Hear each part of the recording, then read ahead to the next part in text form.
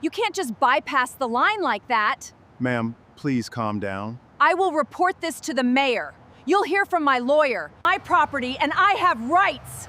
Just take a breath and step back.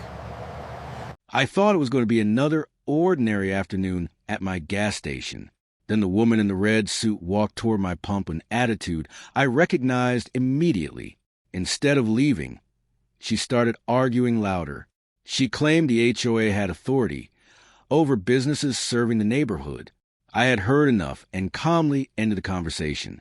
I told her she was welcome to purchase gas like everyone else, but she wasn't getting it for free. She pulled out her phone and announced that she was calling the police. Apparently, refusing to give her free gasoline had suddenly become an emergency. A few minutes later, police cruisers pulled into the station.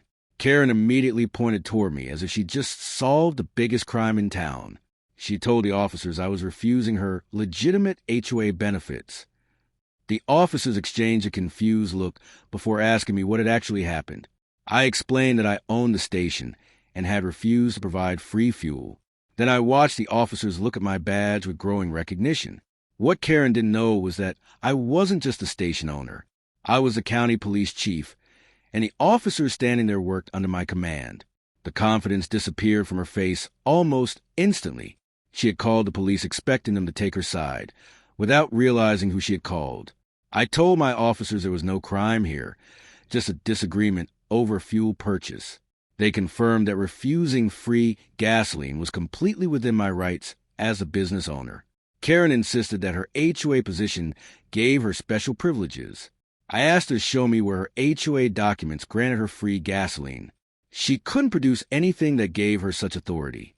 Her entire argument was based on something she apparently assumed was true. I explained that an HOA can have rules for its community, but it doesn't own my business. That distinction seemed to finally get through to her.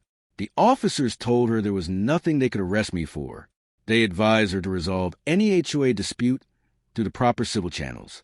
The officers started heading back to their cruisers. Karen was left standing beside her SUV with nothing but her empty argument. Before she left, I gave her one final piece of advice. If you have a problem with my business, talk to me directly instead of wasting emergency resources. She finally got into her SUV and drove away. But judging by her expression, I knew this wasn't the end of the HOA drama. That evening, I reviewed the situation with my staff. Everyone agreed that Karen's sense of entitlement had gone far beyond a simple misunderstanding. The next morning, I spotted Karen talking to another HOA board member. It looked like she was already planning her next move. She tried to convince the board that the gas station should honor HOA members with special discounts. But this time, she had to put her claims in writing. I decided not to argue with rumors or threats. I simply documented everything and prepared to respond to the proper channels. At the HOA meeting, Karen repeated the same story in front of everyone. This time, though, I had records showing exactly what happened at the gas station. I showed the board the transaction records, security footage timestamps, and the actual conversation timeline.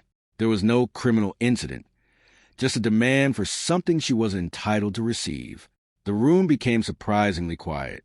One board member finally admitted that the HOA had no authority over my privately owned gas station. Karen finally realized that her HOA title didn't give her power everywhere she went. The same confidence she had at the gas pump was completely gone. After the meeting, I went back to running my business like nothing had happened. The lesson was simple. Respect works both ways, whether you're at an HOA meeting or a gas pump. Karen thought she was calling the police to make me obey her. She never expected the person she was confronting to be the police chief himself. Sometimes the biggest power move isn't shouting back. It's simply knowing your rights and staying calm. If you enjoyed this HOA story, subscribe and tell us where you're watching from.